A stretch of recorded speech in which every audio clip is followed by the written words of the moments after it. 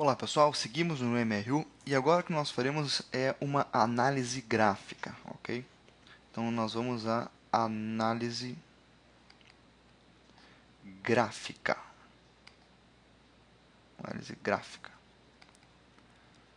do MRU. Ok.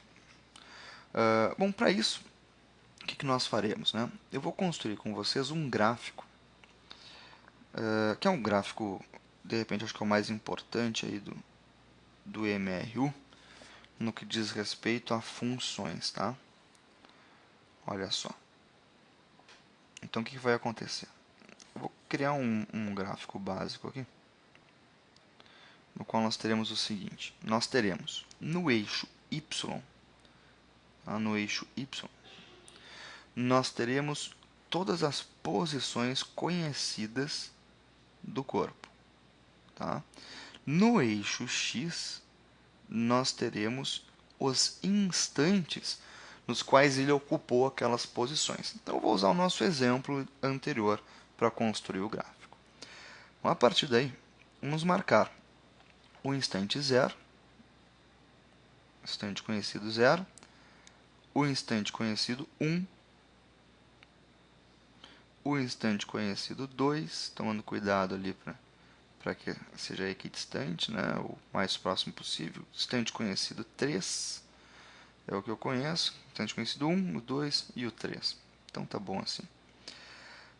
E as posições conhecidas, nós sabemos que existem placas de 5 em 5 km, mas nós conhecemos a posição do que é o quilômetro 10. Então, vamos marcar aqui a posição quilômetro 10. Aqui a posição quilômetro 20, também conhecemos ela. E aqui a posição quilômetro 30. Ok? Bom, então aí estão as posições conhecidas, os instantes conhecidos. E agora eu vou criar o gráfico. Como, né? No instante 0, a posição conhecida era 10 km. Então, no instante 0, 10 km, eu vou marcar aqui um pontinho. Vou fazer um ponto de uma cor diferente, para chamar mais atenção. Pronto, olha lá. Pontinho, né? Bom, no instante 1, instante 1 hora, a posição era 20. Então, no instante 1 hora, seguimos aqui, a posição era 20. Então, vou marcar o ponto ali. Depois, no instante T2, 2 horas, é que a posição era 30. Aí eu marco mais um pontinho lá. E eu também conheço a posição 40. Vamos marcar ela aqui. Posição quilômetro 40, né? No instante 3 horas. Então vamos marcar ali que lá no instante 3 horas a posição era 40. Pronto.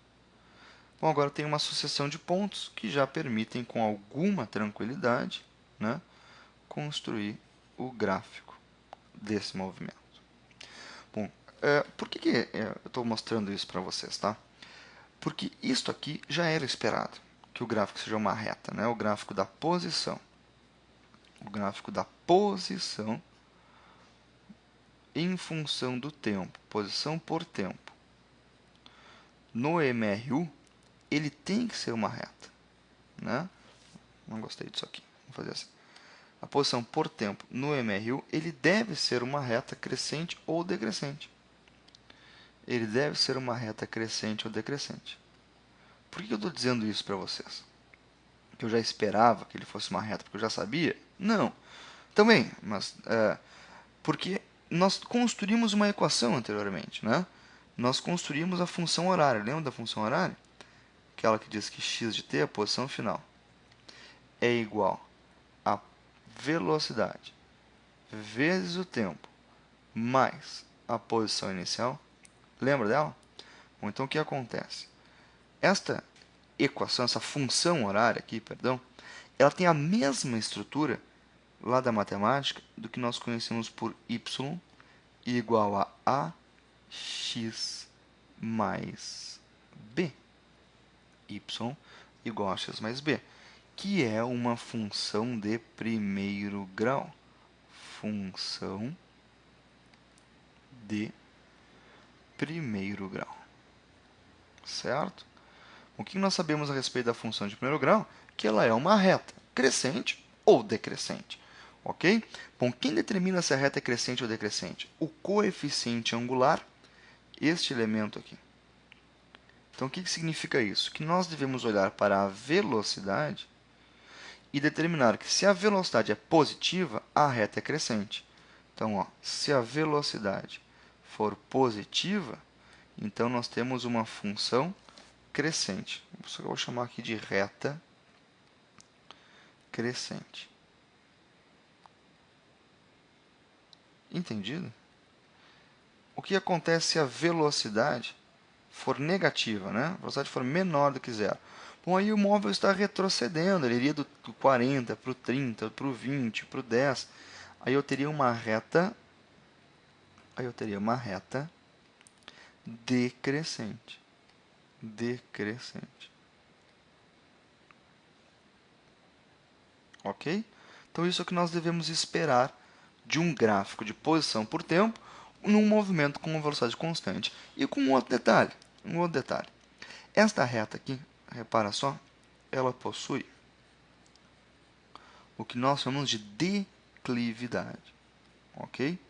A declividade é determinada pela tangente desse ângulo alfa aqui.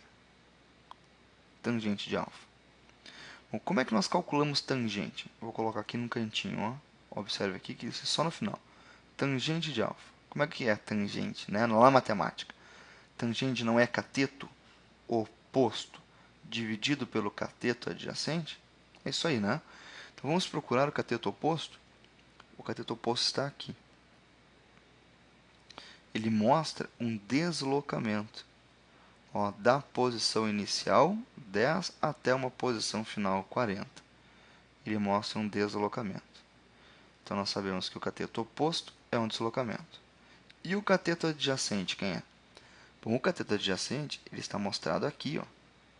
Ele é um intervalo de tempo do instante zero ao instante final. Ele é um intervalo de tempo. E nós já sabemos na física o que significa ΔX por ΔT. Significa velocidade. Então, mais uma vez, nós conseguimos mostrar aqui, pela matemática, a relação existente entre tangente de alfa e velocidade. Ou seja, quanto mais inclinado estiver esse gráfico, quanto maior for a declividade do gráfico, maior a velocidade. Quanto menor a declividade do gráfico, né, se nós criarmos uma outra função aqui menorzinha, a velocidade é menor. Tá legal?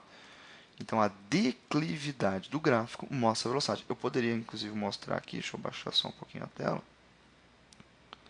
Vou baixar um pouquinho a tela aqui, tá? Um exemplo do que poderia ser cobrado, né? Olha só, eu vou criar um gráfico aqui. Vou criar um gráfico. Uma função qualquer, tá? Uma função qualquer aqui. Desde que seja posição por tempo, né? Com dois movimentos. Este aqui e este amarelinho aqui. Tá legal? São dois móveis. Este aqui é o móvel A e este outro aqui é o móvel B. Como é que nós vamos interpretar isso, tá legal?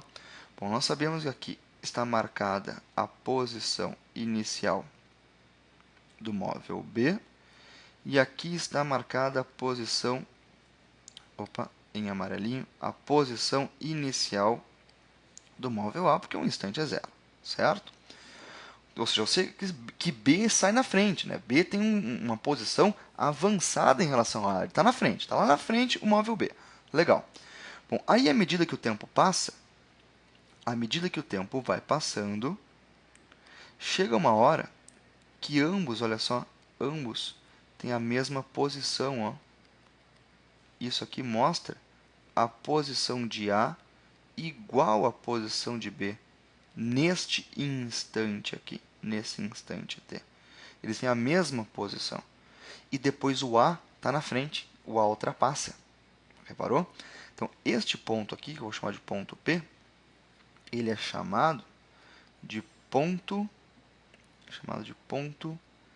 de encontro.